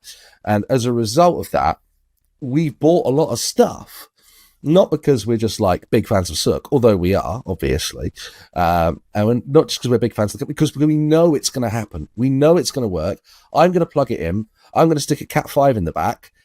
It's going to work. I don't even have to worry about it. It's a stress gone. It's time saved. It's money saved, really, because the amount of time you spend configuring these things, I know that it's going to work. I assign it to output 4. In fact, I've even got a custom video that's on output 4. So if it ever does go down, we can identify it quickly. There's still stuff going to air. And all of that was done just because Suk went, you can do this, right? And I went, hey? So, there's a lot of stuff like that as well, helping us explore the product. Because a lot of companies could be like, well, you bought our thing now. Thanks very much. Cheers. Bye. Mm-hmm. You guys don't do that. Even if, we've had our waypoint and we've had our cue point forever, and I'm still finding out new stuff, and you guys are still updating it, and you guys are still supporting it. And I think that's so important, that long-term support, working with the customer and taking feedback as well. So important. So let's switch gears a bit, because we focused a lot on hardware, but you've also taken advantage of the Dejero Live Plus app. I wonder, Victoria, if you can talk a little bit about sort of how it's helped your company? Yeah, of course. So as I said previously, I joined mid-COVID, and that was a time where the studio was completely locked down. It was only production and minimal people in the warehouse. Everyone else was working from home. And to try and minimize any like problems in production, we weren't allowed any remote guests. We weren't allowed any experts, anything like that. And TJC really relies on that. And at the time it was just TJC, but Ideal World now, they also rely on it because it's really important to show our customers where we get these products from and how we source really good deals and get really good like expert advice from the people that are making them. So we've been like every day, there are multiple hours of our 24-hour broadcast where we use Dejero Live Plus. I mean, it's got to be honestly at least 12 hours a day over both channels. It's a big amount of time that we use, and it's allowed us to get people from Australia and New Zealand and America who it costs a lot of money for them to come over here just to talk for an hour or two. Every day we have experts coming on, and it really helps because we get live texts into the studio as well from customers so that the presenters can address that, and just giving the customers a way to interact with the people that are either manufacturing the products or creating them. It really helps answer their questions and give them that peace of mind when they're buying it. You don't want to forget Tony in Brazil. That's amazing. He was our guinea pig. Oh yeah, and Tony. Oh, actually, I think Martin, you were our guinea pig because in COVID, I was. Yeah, in COVID, we were wondering what would happen if no one was allowed in the office, like not even production, and because we're as the sales channel, there's no sales if we're not on air. So Martin actually at 1 a.m. sold some hand sanitizer from his house in his back room with the Dejero Live Plus app. I sold 250 of them bad boys. Yeah. Oh, did you actually? Yeah. Here's That's the thing, hilarious. Here's the thing. That's not a badge of honor because it was hand sanitizer during COVID. Like, you know, it was going to sell well. Come on. And I don't, bless That's them. still amazing. That's amazing. That was fun. Yeah. And I was even like remote controlling the Vision Mixer and stuff. So I was doing everything, but using the Live Plus app, which was new to us. But even then we discovered it's pretty easy to set up. You know. Yeah, exactly. Like Martin touched on earlier, we don't have engineers on site 24/7. So I don't particularly love getting phone calls at 3 a.m. saying, oh, we've got a guest that's supposed to come on and they can't connect. And every single member of our team, no matter how like advanced they are in technical knowledge or not, they can remote into Dejero, they can look at the settings. It's so user friendly. And like I say, we're setting people up in, I've rang this lady to set her up and I said, do you have an Apple or an Android phone? And she said, I don't know. So I had to set her up with the Dejero Live Plus app and she didn't know what type of phone she had. She still managed to set it up. She still went to air and it was great. So it just... I need to know. I think it was an iPhone. I am going to guess an Apple. No one knows. It's been so interesting chatting with you guys. So maybe we wrap it up with sort of, you've tried so many different things and I bet there's still more to do. So what does success look like for TJC, for Ideal World, and for Dejero too? Maybe we'll start with Sook and sort of then work down Victoria and Martin.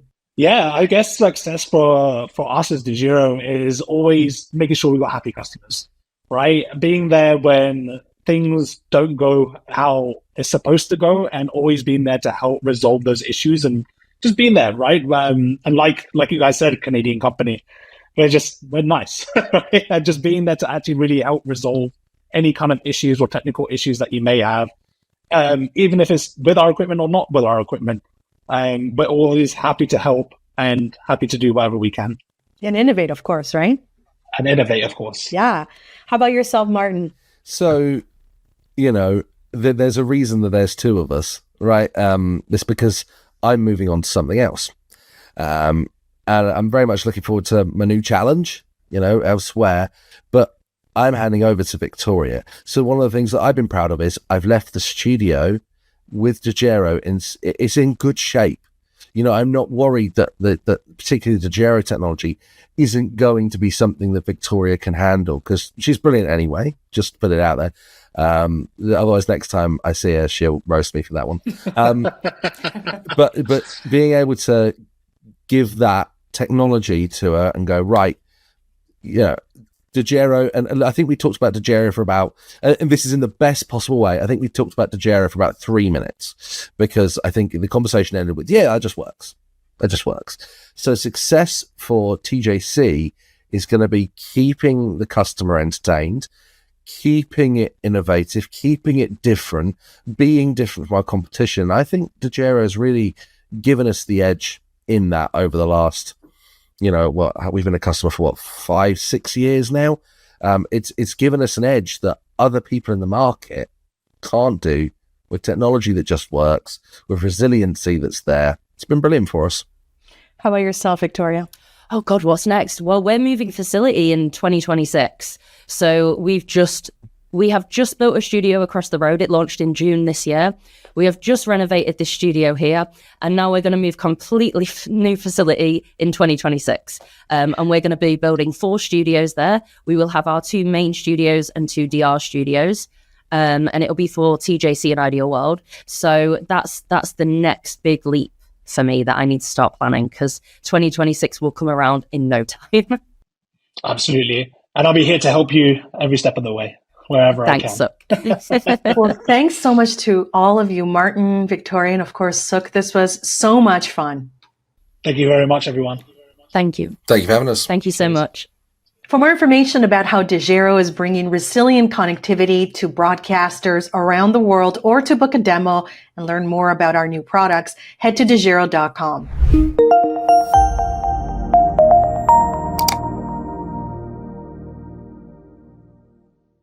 Hi, my name's Kevin Fernandez. I'm the Chief Revenue Officer with Dejero. If there's 3 things you need to know about Dejero, it's this. 1, we believe that one connection is never enough. This is especially important when you're trying to get critical information from one area to the next. 2, we've created a solution that blends multiple IP connections together, whether it's fixed broadband, wireless, or even satellite. We do this by creating a virtual network of networks we call smart blending technology.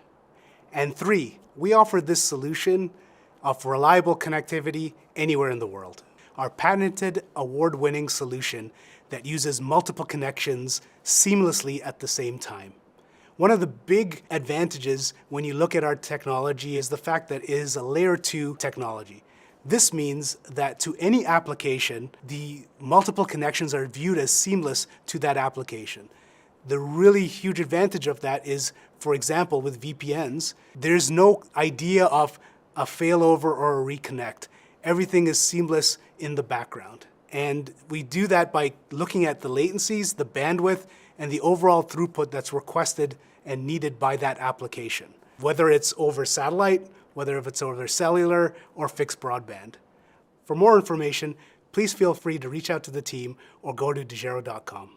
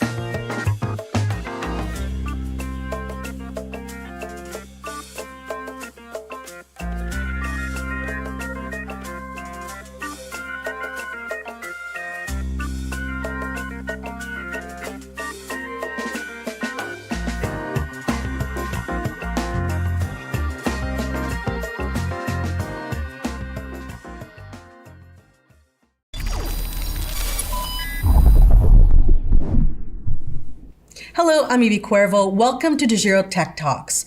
Connectivity is everything, but when you're around large crowds or in congested areas, it can degrade network connections and cause less than desirable results. Imagine watching the finals of your favorite game or even watching an important world event unfold. Spotty TV signal can cause a lot of issues and make a lot of people angry. To chat more about how to eliminate video transmission issues, I am joined by Jeremy Miller, Dejero's Global Director of Technical Account Management. Welcome. Thanks for having me. Jeremy, the reality is connections are going to become congested if there is something important going on. So how do you deal with that? Well, as a company, we've taken a stance that RF is our priority. And really what it boils down to, very similar to your home experience with a Wi-Fi, right? So if you have less bars or less signal, you're not going to get as much performance on there as you're moving through your house. Mm-hmm. So think of it very similar when it comes to cellular networks. So we build our boxes with the RF as the priority. With that, we also add in smart blending technology on the software side to allow us to mitigate over the network side of it as well. So we try to prioritize RF performance along with our smart blending technology on the software side. Smart blending technology is, the bread and butter of Dejero, really important. But there are things that you can use that can help to even improve those signals. What are some of those important tips that you can share with us? Well, a great example of this is what we did at NAB. So at NAB, you have large crowds and they're all at, a couple meters or feet above the ground level. So you want to get your signal above that as much as you can to help get direct signal to a tower or the local receive site. So try to get above the crowd if you can, and then also set yourself up for success. So you can do testing prior to, and while the event's going on, we also have the ability to watch our signal real time and make adjustments with the smart blending technology and being able to do that along with our content adaptive encoding to be able to maximize the best performance in those scenarios. The great thing about this is that you're going to have a bottleneck regardless of what you try to do in those environments. You can have a RF congestion where there's a lot of people trying to get on a tower or signal issues there. Then you can also have the issue once you hit the tower and it turns into IP encoding once things start moving. So we try to mitigate both of those by having superior RF performance on our devices, in this case the NGO, and then we also have smart blending technology to be able to adapt on the software side to adjust for the network issues. So bringing both together really sort of creates a powerful solution. Correct. It's, the beauty of having good hardware along with software. And that's the ability, and one of the great things that we do here at Dejero is that we have the ability to adapt to both and do both very well. There's something called a recording feature on Dejero's mobile transmitters. What is that all about? So we have the ability to record clips and then transfer those clips from the transmitter side to the receiver side. So the receiver side usually sits, in a data center at a TV station, or it could be, for drone footage or anything like that. It could be also at a data center for a first responder or public safety customer. So the great thing that we do on that is it mitigates having to deal with networks real time. So when you record a clip, and then you go to transfer that clip, you're just transferring it as a file. So you can record it locally on the hard drive, so you have it there as a backup, also while you're going live, so you have the ability to do both. Then you have the ability to transfer that file as a clip, and it lands on one of our receivers. It can also land on our cloud receiver, which is in the cloud. And then you just simply press play on the output and control, and next thing you know, you're watching that video live from that box at the station.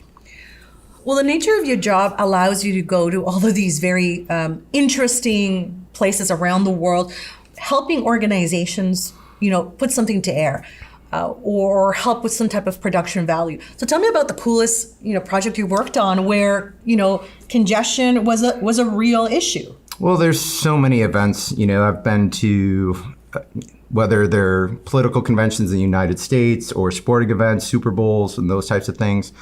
The great thing that I've seen is the ability for us to be able to adapt for those and to be able to adjust what we do for those. And sometimes we set up Wi-Fi, our own private Wi-Fi for events to help out where we know that there's going to be, especially outside of an infrastructure. Most stadiums and whatnot usually are built to be able to handle the density of the people that are there. In this case, though, if you're remote, if there's protests, those types of things, and they're planned and that kind of stuff, we can help set up and mitigate that.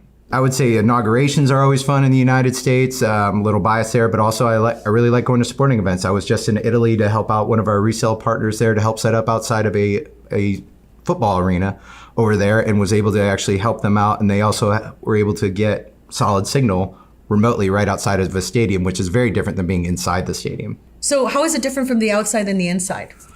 The big difference is the technology that's used. So they've learned and done a lot of testing, and a great example of this is some of the other providers and what they've been able to do with high density connectivity inside arenas. So they're building stuff in seats, they're building stuff all over the place to allow a great experience in the stadiums. They're not so much concerned outside the stadium. So when you're inside the stadium, people want to be, streaming, they want to be posting videos, they, obviously the involvement of social media comes into play. So there's a lot of people that want to be able to do that kind of stuff. So they've really focused on the inside of the arenas, and also during game time. So during the game or the match, it's working great, but as soon as that match ends, they flip the switch and turn it right off. So then you have that more authentic experience, I guess, of what it is like normally. Oh, interesting. What would you say people don't realize about congested areas? They can happen anywhere. And it really depends, to your point, as we were just discussing, it depends on where that bottleneck is. Because there's times where it could be the infrastructure that they have to the tower site, to that receive site. There could be a limitation there.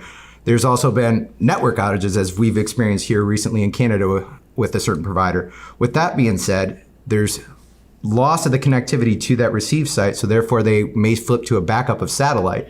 The satellite doesn't have the throughput that, in most of these use cases, have the throughput that they would have normally from a fiber connection. So therefore everyone sees this great bandwidth, and all of a sudden it gets shrunk really small into a small data pipe. So therefore you're going to see that. So there's other aspects that can be involved in this, especially in a disaster scenario too. So you have, hurricanes in the United States, we have all these different things, natural disasters all over the world. So those also have an impact on it. In scenarios where there are natural disasters and network connections are deeply affected, have you seen success navigating through those types of challenges? Oh, absolutely. That goes back to what we've been discussing here, is the RF performance and our smart blending technology. The best thing that I hear from customers, and that's really where it comes from, is customers tell us all the time, we get out when others don't. And that is one of the best compliments you can get, especially in those scenarios, and that first responders, government officials, and broadcasters constantly rely on us to be able to get out in those difficult situations, and they keep coming back. For you to be able to see, different customers and organizations, broadcast their content, what do you find most joy? I mean, what is the reward for you? Probably the most rewarding thing is just, watching them be successful and making sure that they're going live, and that they, almost getting no phone calls almost in that sense. That's always the thing, is just making sure that they're happy. And then also the great thing that I've heard from a lot of our customers is that they actually end up becoming advertisements for us and telling other stations or other possible customers in the area. We get a lot of word of mouth recommendations, which is becoming more and more common for us, which is really good to see. And it shows that we're doing something really good that a lot of other folks aren't doing as well. Thanks so much. Thank you. To learn more about Dejero's suite of products, head to dejero.com.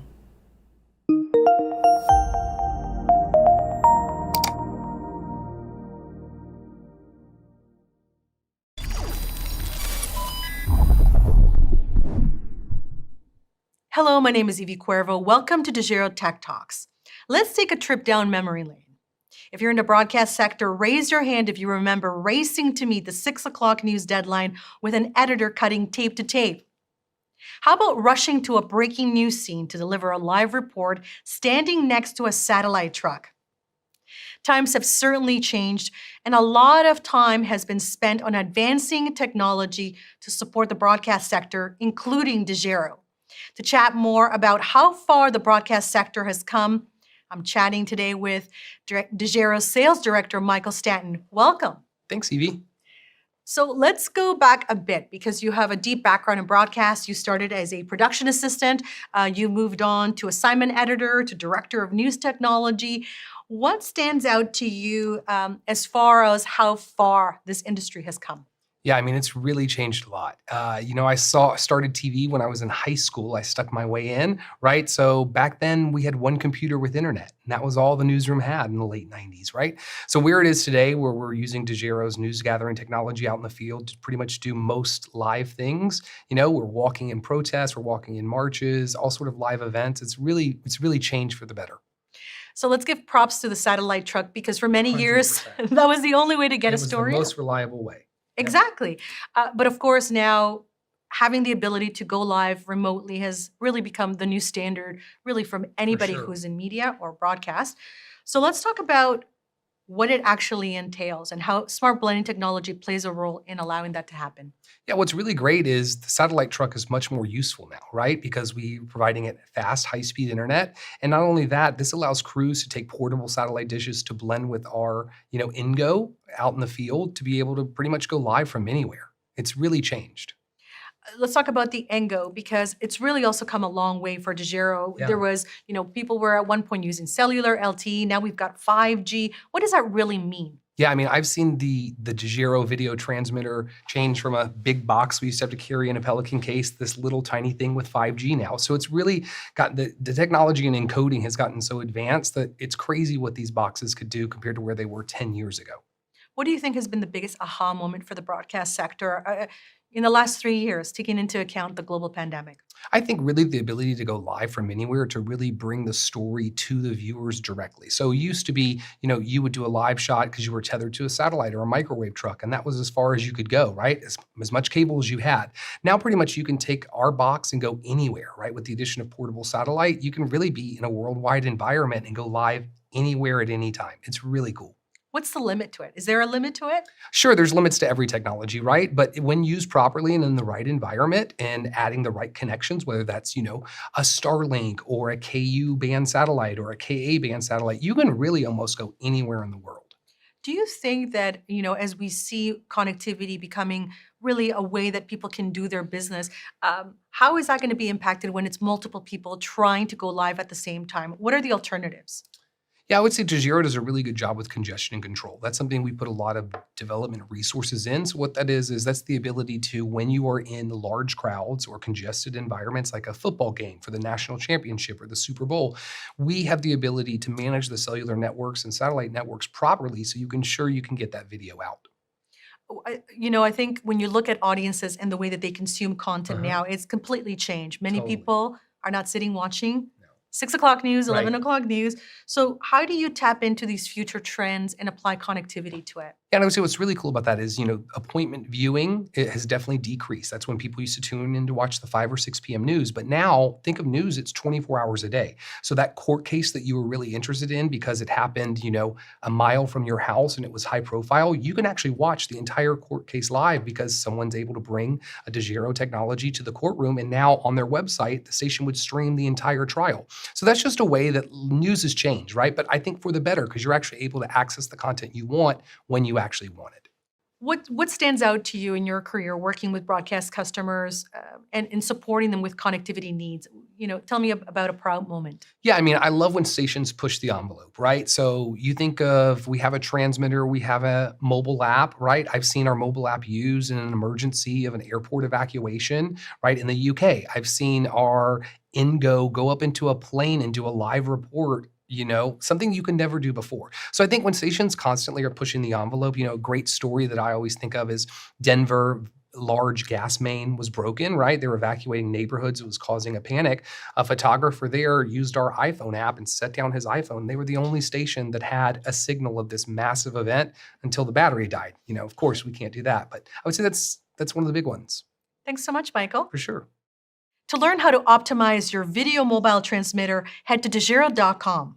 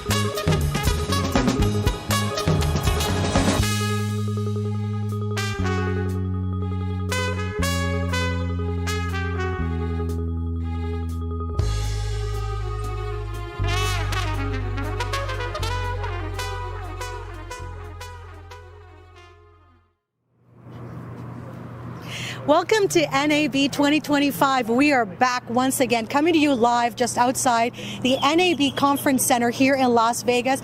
We've had such an incredible day chatting with so many interesting people. The who is who of technology, broadcast, media production are all congregated here to show their latest solutions to attendees. Now, of course, today we've had a chance to talk to you a little bit about what we're bringing and how we're coming live to you.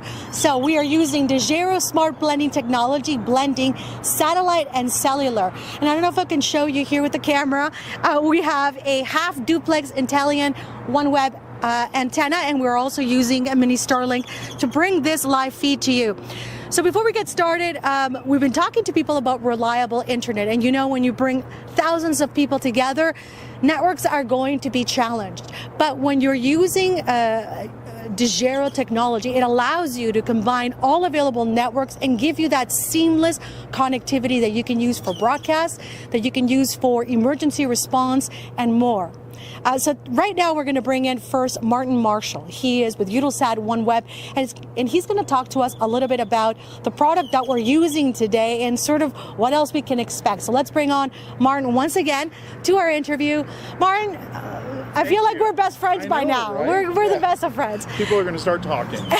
Exactly. So let's first talk about what we're using today to blend this incredible connectivity. Yeah, so this is one of our newer terminals from Intellian, half duplex, really nice compact footprint, designed for perfect situations like this where it needs to be easy to deploy, kind of a quick response, mounted on a vehicle. There's even a maritime version of this user terminal that can be mounted on a boat. Just a fantastic terminal that has so many different applications to provide connectivity wherever you are, even at NAB. Yeah, exactly. This is a really interesting way for people who want to be remote, who want to work anywhere, even in contested environments.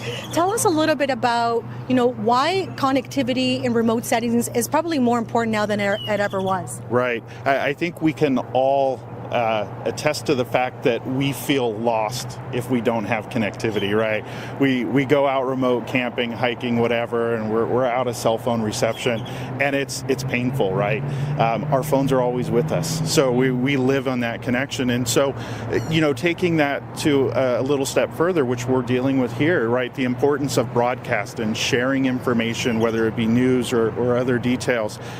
Connectivity is vital, right? Whether you're in a remote location or here where you mentioned earlier a contested or a congested network, being able to leverage the available connections, which is what you guys are doing here, demonstrating that to us today, is just amazing and really reinforcing the fact that we don't have to worry about loss of connectivity.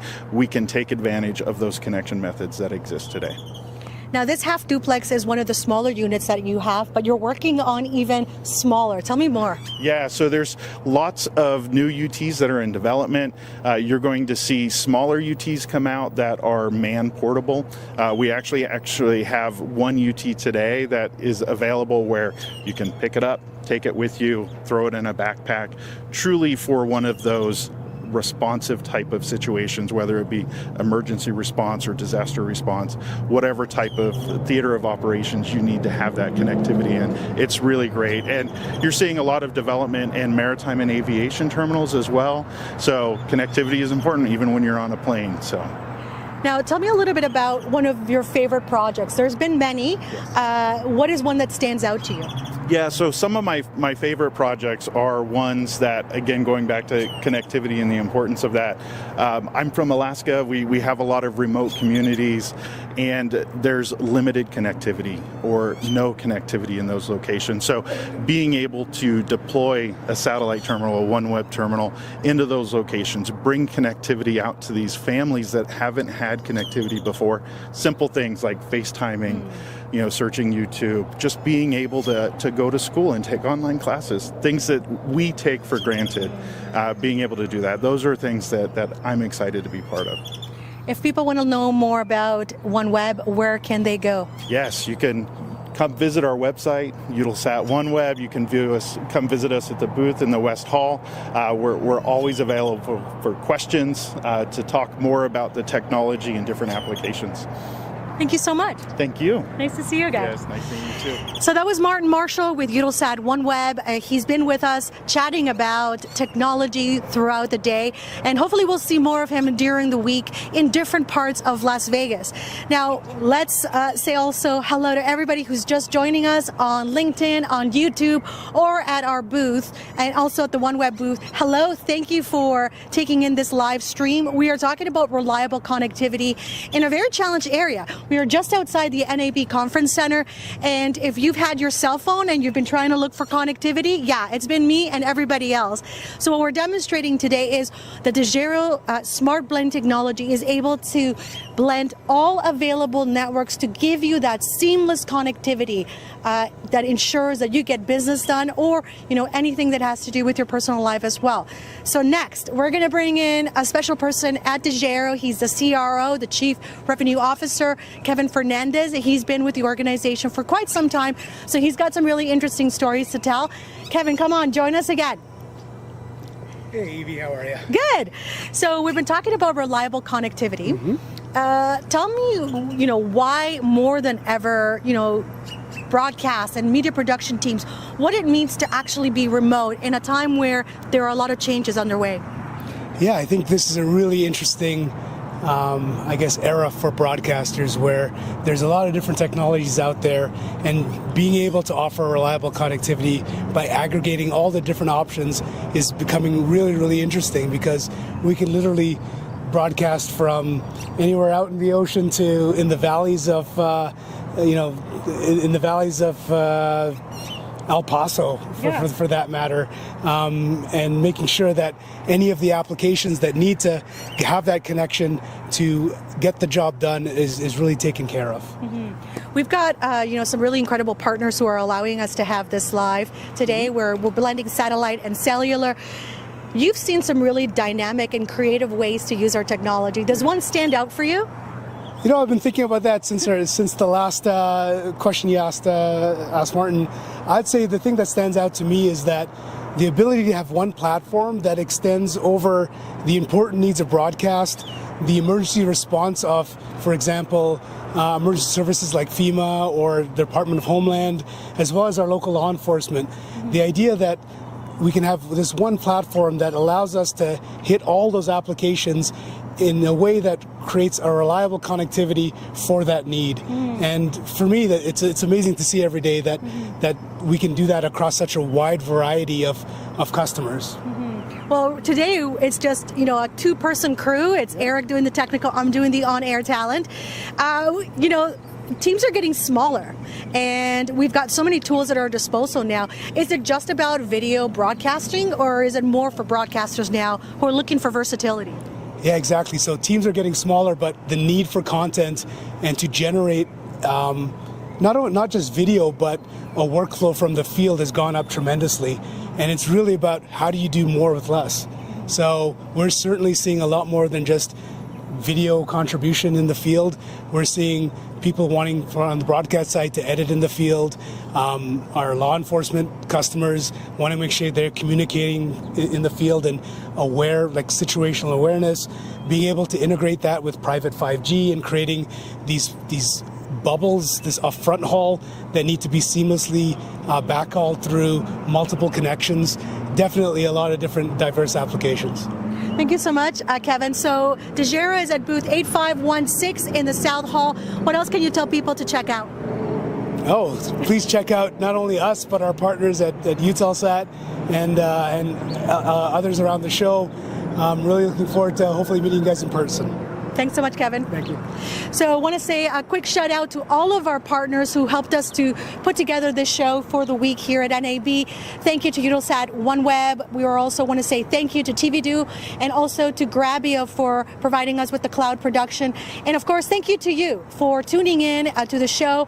We're coming to you live just outside the NAB Conference Center.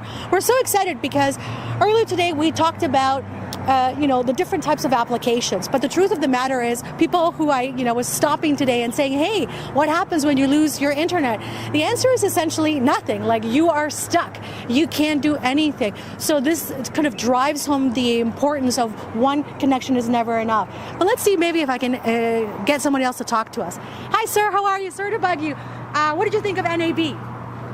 Good so far? Far. Fun? Okay, great. You having a good time? Yeah. Amazing. Yeah. Thank you.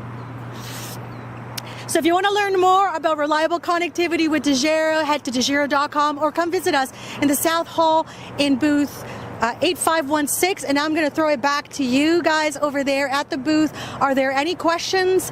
What are people saying to us?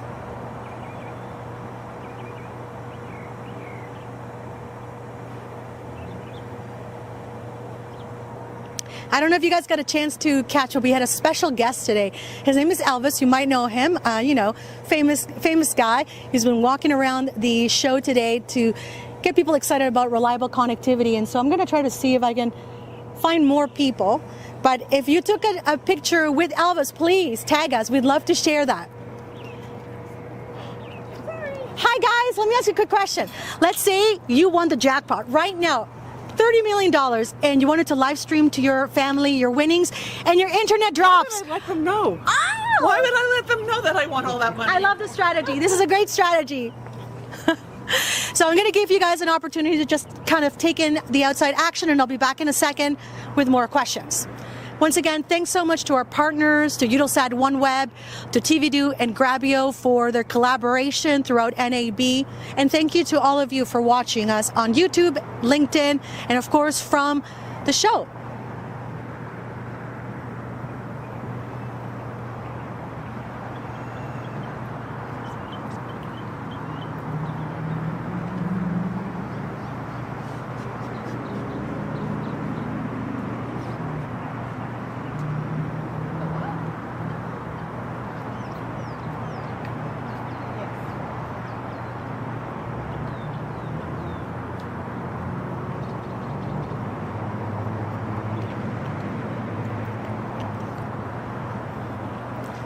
Hi, sorry to bug you. Quick question. You've just won the lottery and you can't call because your internet is down. What do you do?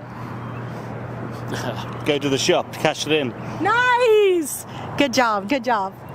Thanks again to everybody for joining us live today from NAB. Our live stream will come back to you throughout the week. We're doing daily live demos at 11:30, 2 p.m. and 4 p.m. Thank you once again, and we'll see you again soon. Take in the sights.